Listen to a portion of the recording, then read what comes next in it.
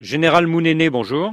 Bonjour. Kinshasa vous accuse d'avoir organisé un mouvement insurrectionnel et vous venez d'être condamné par une cour militaire à la prison à perpétuité. Qu'est-ce que vous répondez à ces accusations? À perpétuité, plus une amende de 5 milliards de dollars. C'est curieux. Bon, moi j'étais, depuis le début, c'est-à-dire 1997, le 17 mai, j'ai fait partie de ceux qui ont libéré la RDC du régime dictatorial du président Mobutu. Et déjà à l'époque du feu président Mzee Laurent Désiré Kabila, j'ai découvert les noms dits de ceux qui prétendaient être nos alliés, c'est-à-dire le cas précis, les Rwandais.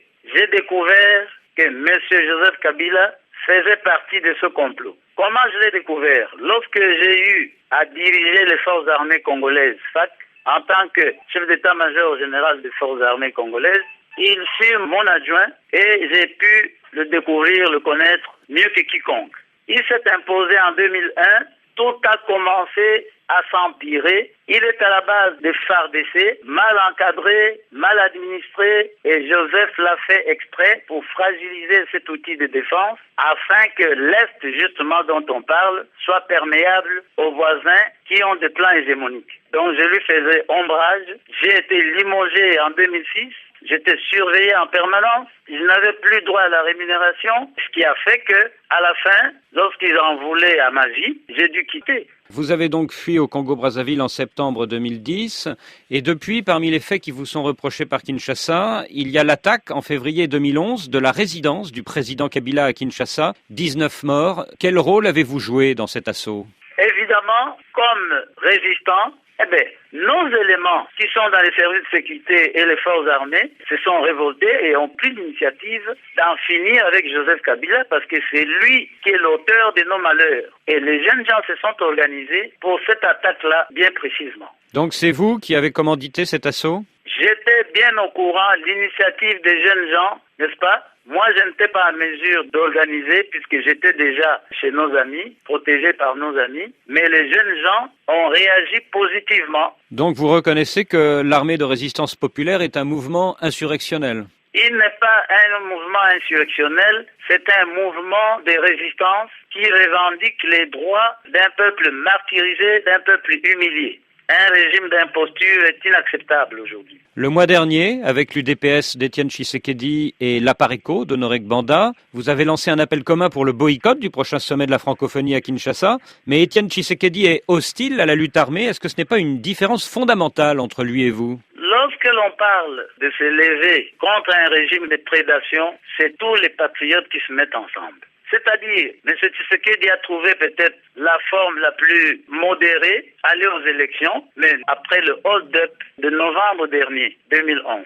Vous parlez des élections. Exactement. Avec les fraudes, avec tout ce qu'il y a eu, le rejet de ces résultats par la communauté nationale et la communauté internationale, nous l'avons convaincu qu'avec Kabila, il n'y aura pas des élections justes, transparentes, comme l'on prétend, parce que tout est boutiqué à l'avance. Nous étions au courant de la mascarade électorale pour pouvoir cautionner sa victoire frauduleuse. Depuis 3 mois, un mouvement rebelle, le M23, occupe une partie du territoire du Nord Kivu. De quel côté êtes-vous dans ce conflit? On parle du M23. Mais le M23 est issu du CNDP qui a rallié le PPRD, le parti de Kabila. Et il y a eu connivence. Alors, il y a eu mutinerie. Mais les soldats n'ont jamais été rémunérés. À partir du moment où les éléments du CNDP qui ont incorporé les FARDC vivent les mêmes conditions que leurs collègues qu'ils ont trouvés, évidemment, ils ont compris qu'avec Kabila, il n'y avait pas d'avenir. Donc, nous considérons que la résistance congolaise ne tient pas compte des ethnies, des tribus, des religions. Le M23, actuellement, fait partie de la grande résistance. Et qu'est-ce que vous pensez de l'accord du 15 juillet à Addis Abeba entre les présidents Kabila et Kagame pour la constitution d'une force neutre au Nord Kivu?